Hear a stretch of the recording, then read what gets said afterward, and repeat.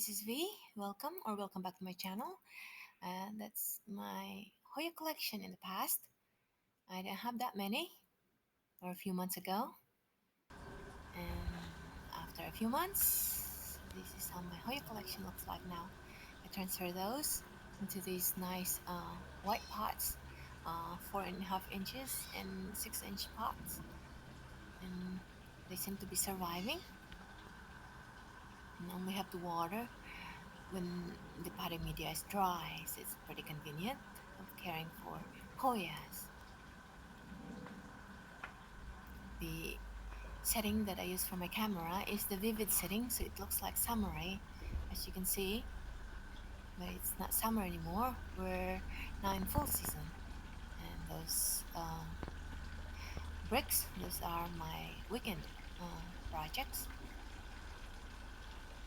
And this section, that's where I sit down and get my vitamin D, staring at the tall trees, still wondering if there's any monkeys in there. If there is one, well, wishing for the monkey to stop by my area. And that section there is my pond area. So back to my covered pergola. It's my oasis. That section where there's a lot of plants that gets a lot of sun on that side, so it's appropriate for those uh, mix of Oncidiums and Hoyas imperialis. The soil that I'm using is a mixture of, for my Hoya, the soil is moisture control and um, coconut, cocoa soil, and they seem to be okay. But I noticed a few gnats, uh, those flying insects on top of the soil. So I'm giving my Hoya a 7-day cinnamon powder treatment. I changed my camera setting again to uh, normal setting, and this is now how it looks for the normal setting. It's nice and cool. This is appropriate for the fall season. And the temperature inside my covered pergola is 90 degrees Fahrenheit.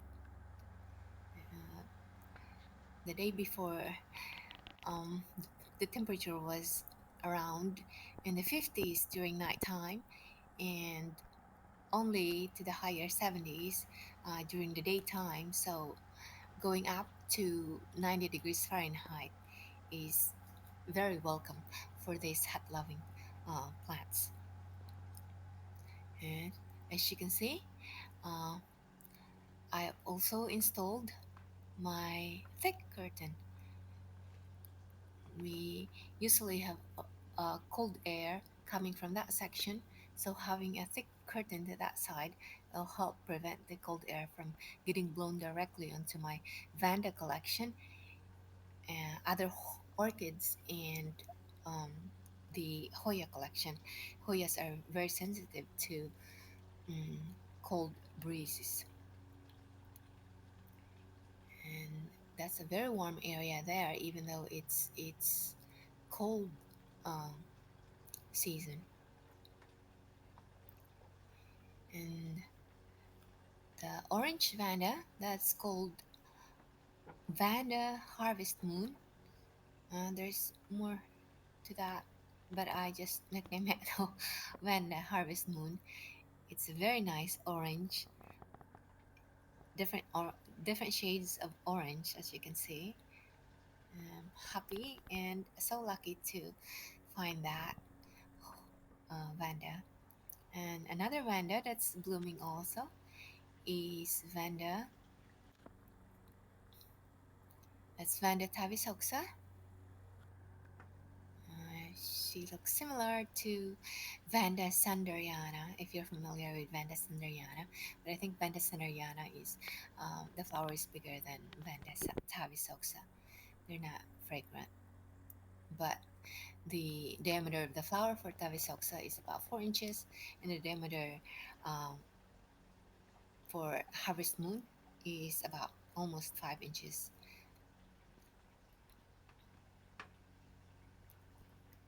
So it's a nice day for 90 degrees. And this is Hoya australis Lisa. The new growth is very striking to look at, as you can see. Very vibrant red, and then later on it will change to that variegated yellow. And this is Oncidium Twinkle, Margaret, and Gold Dusk. The flower is white and a little bit of off-white color. I also have the pink profusion, which is obviously pink, and oro, the oro, which is almost golden yellow. And that one, that's Oncidium chocolate. So that area smells like chocolate.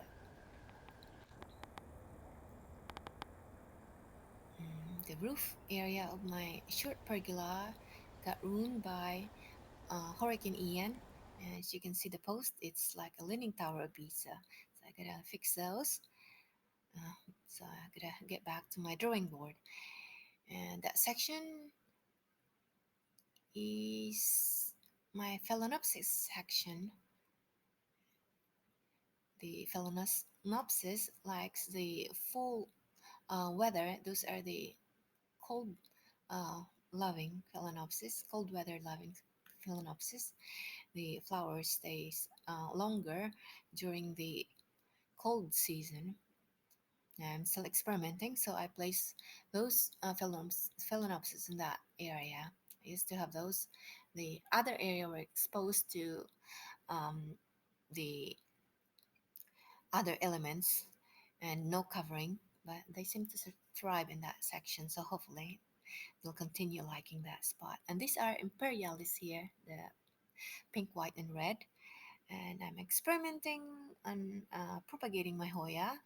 So that's the result there. The Hoya retosa, those are showing roots now. I'm using the transparent planter so I can monitor the growth of the roots.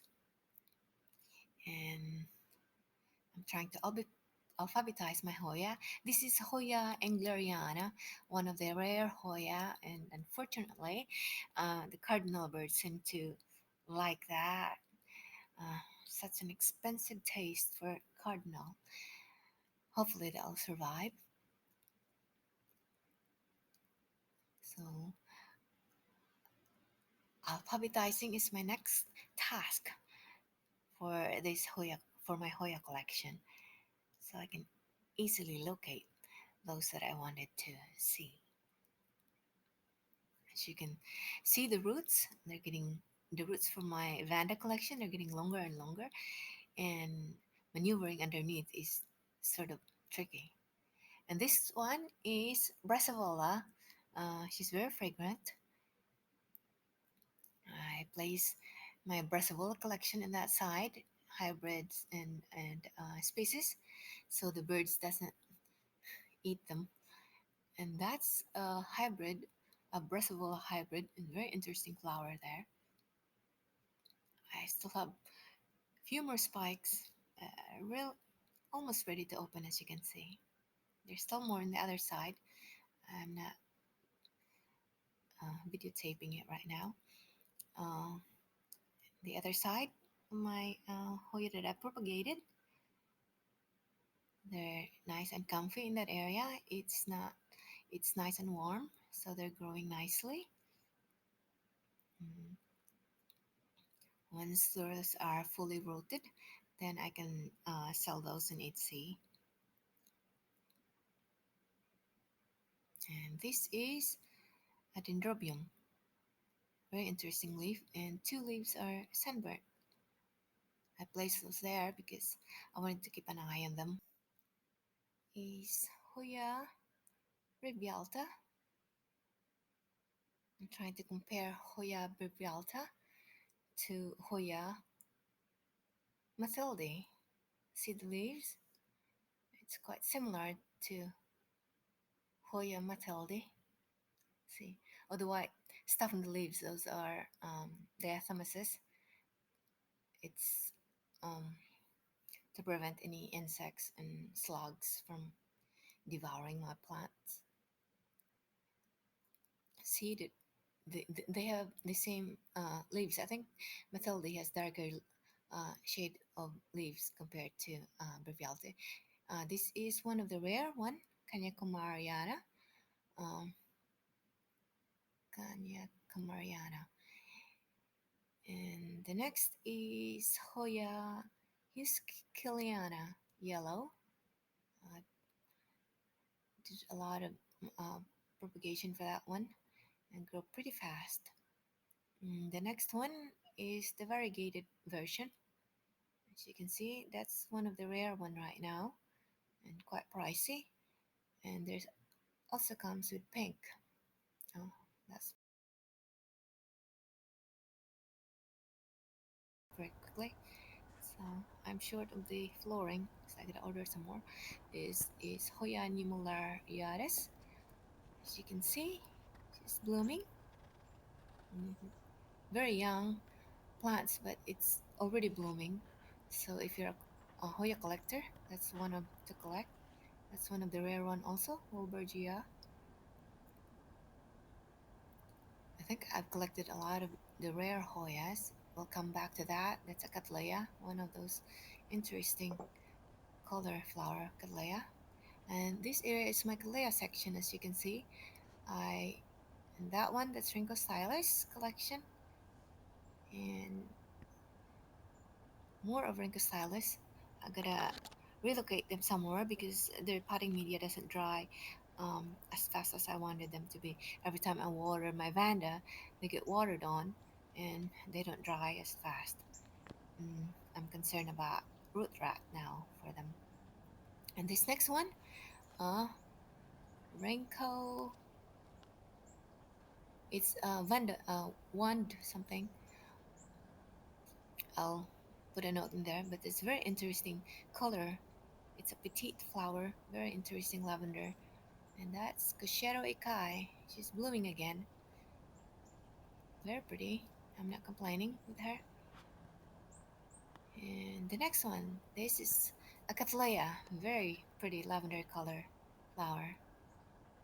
And the name is Cattleya Boringiana Cerealia.